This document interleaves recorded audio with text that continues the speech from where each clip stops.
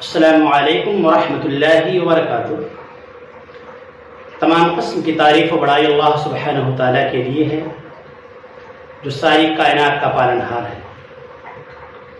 درود و سلام اللہ کے تمام انبیاء و رسل پر، خصوصاً آخری نبی جناب محمد رسول اللہ صلی اللہ علیہ وسلم۔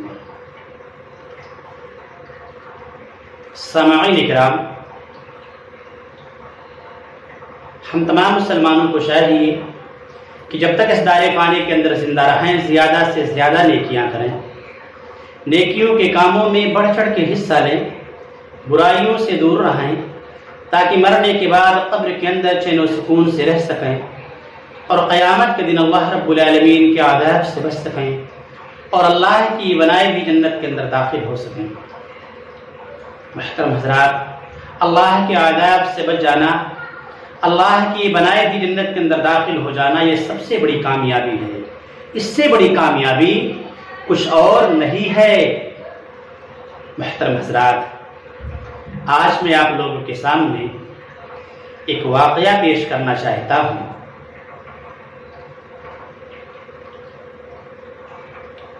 حضرت ابو ہریرہ رضی اللہ تعالیٰ عنہ بیان کرتے ہیں کہ رسول اللہ صلی اللہ علیہ وسلم نے فرمایا، اللہ کے کچھ فرشتے زمین میں پھرتے رہتے ہیں اور اللہ کا ذکر کرنے والوں کو تلاش کرتے ہیں، پھر انہیں ایسے لوگ مل جاتے ہیں جو اللہ کا ذکر کرتے ہیں تو وہ فرشتوں کو آواز دیتے ہیں کہ آؤ، ہمارا مطلب حاصل ہو گیا ہے، یعنی ہم جو ڈھونڈ رہے تھے وہ ہمیں مل گیا۔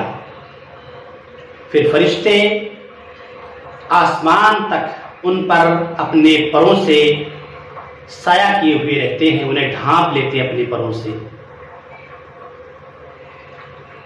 پھر جب ذکر کی مجلس ختم ہوتی ہے، لوگ اپنے اپنے گھر چلے جاتے ہیں تو فرشتے بھی اپنے رب کے پاس چلے جاتے ہیں۔ اللہ رب العالمین اپنے بندوں کے بارے میں فرشتوں سے پوچھتا ہے، حالانکہ اللہ رب العالمین اپنے بندوں کے بارے میں خوب جانتا ہے،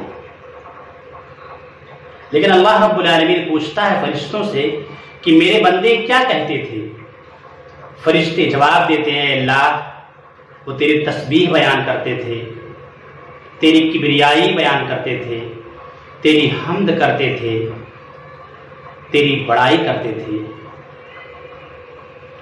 اللہ سبحانہ و تعالیٰ فرشتوں سے پوچھتا ہے، کیا انہوں نے مجھے دیکھا ہے؟ فرشتے جواب دیتے ہیں، نہیں واللہ۔ اللہ رب العالمین فرشتوں سے کہتا ہے کہ اگر انہوں نے مجھے دیکھا ہوتا تو ان کا کیا حال ہوتا؟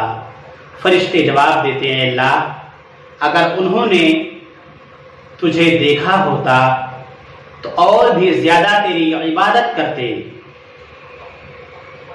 سب سے زیادہ تیری تسبیح کرتے، سب سے زیادہ تیری بڑائی بیان کرتے۔ اللہ رب العالمین فرشتوں سے پوچھتا ہے، اے فرشتوں، میرے بندے مجھ سے کیا مانگتے ہیں؟ فرشتے جواب دیتے ہیں، اے اللہ تیرے بندے تجھ سے جنت مانگتے ہیں۔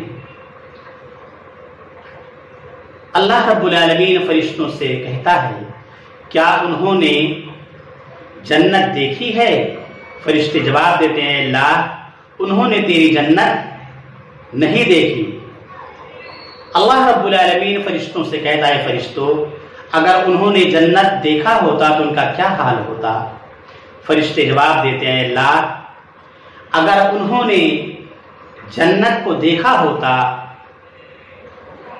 تو اس کے سب سے زیادہ خواہش مند ہوتے، سب سے بڑھ کر اس کے طلبگار ہوتے، سب سے زیادہ اس کے آرزو مند ہوتے۔